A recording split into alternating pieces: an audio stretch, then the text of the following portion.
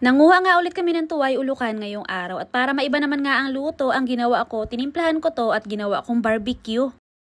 Noong nakaraang buwan nga na nanguha kami ng tuway ulukan, ang luto naman na ginawa ko noon ay bupis at masarap nga rin ang kinalabasan. Tapos naisip nga rin namin nung araw na yon na masarap din siguro kung gagawin tong barbecue. Hindi pa nga ako nakakakita ng tuway ulukan na barbecue, talaga ngayon pala, ngayong susubukan pa lang namin. Ang kalimitan kasi na palagi namin ginagawang luto dito ay yung adobo, sisig o kaya naman yung titimplahan siya ng harina pagkatapos ay ipiprito. Tapos minsan naman sinasahog namin siya sa mga gulay gaya ng sapatola o kaya naman nilalagyan namin ng sotanghon. At eto nga lulutuin ko ngayon na tuway ulukan na barbecue, talagang bago pa lang sa paningin namin. Pero sa tingin ko, magiging maganda naman ang kalalabasan basta sasarapan lang yung gagawing timpla mamaya. Pagkakuha pa nito sa putek, hinayaan ko muna sa batya ng mga isang araw para lumabas yung mga kinain niya at pagkatapos saka ko lang nilaga. Hindi ko na rin pala yan pinakuluan pa ng matagal, basta nung nakita ko na nagsibukahan na sila ay hinango ko na at pinagkukuha ko na yung kanyang mga laman. Kaninang kasama pa yung bahay niya ay akala mo naman talaga napakadami, pero nung nakuha ko na yung kanyang mga laman ganito lang kaunti. Imamarinate ko pala muna to ng magdamag saka ko iihawin bukas. At ang mga ricado naman na nilagay ko ay sibuyas, ketchup, toyo, magic sarap at saka kaunting paminta at asin. Naglagay rin ako dyan ng ilang piraso na kalamansi para bukas kapag inihaw ay mabango ang kanyang amoy. Tapos may pinasama nga rin dyan yung kapatid ko na ilang pirasong galamay ng pugita. At nung kinabukasan naman na nga ay eto na nga yung kanyang itsura at nagsimula na nga rin kaagad ako dyan sa pagtuhog. Kapag malalaking laman ang ginagawa ko ay 6 na piraso sa isang stick at kapag maliliit naman yung iba 7 piraso at meron namang 8 piraso pa. Hindi ko pa man siya naluluto o natitikman, sa tingin ko ay magiging masarap na talaga ang kalalabasan base lang sa itsura niya at saka sa amoy. Mga 15 piraso din siguro dyan na barbecue yung nagawa ko at nagpabaga nga lang ako dyan at maya-maya nga lang din konti nagsimula na ako sa pag-iihaw. At habang nag-iihaw nga rin ako dyan, pinahitan ko ng mantika para hindi siya dumikit at mas gumanda pa yung kanyang pagkakaluto. Nung medyo pumuputok-putok na nga siya dyan at medyo namumula-mula na ay saka ko lang hinango at grabe talagang gusto na namin to tikman kasi nga talagang excited kami kung ano ba ang lasa. Ang ganda ng pagkakaluto at siguro kung dinamihan ko pa yung ketchup na nilagay ko dito, baka mas mapula pa yung kanyang itsura. At syempre, nagtimpla na rin ako dyan ng sausawan na suka na merong maraming pipino at saka sibuyas. Naglagay din pala ako dyan sa suka ng kaunting asukal kasi gusto ko yung medyo matamis-tamis ang lasa. At unang tikim ko pa nga lang dyan na masasabi ko ay masarap siya. Ang sarap na nung tuway tapos ang sarap pa nung sausawan. Minsan, subukan nyo rin magluto ng barbecue na ganito para maiba naman at saka masarap din talaga siya. See you na for today's video. Thank you for watching!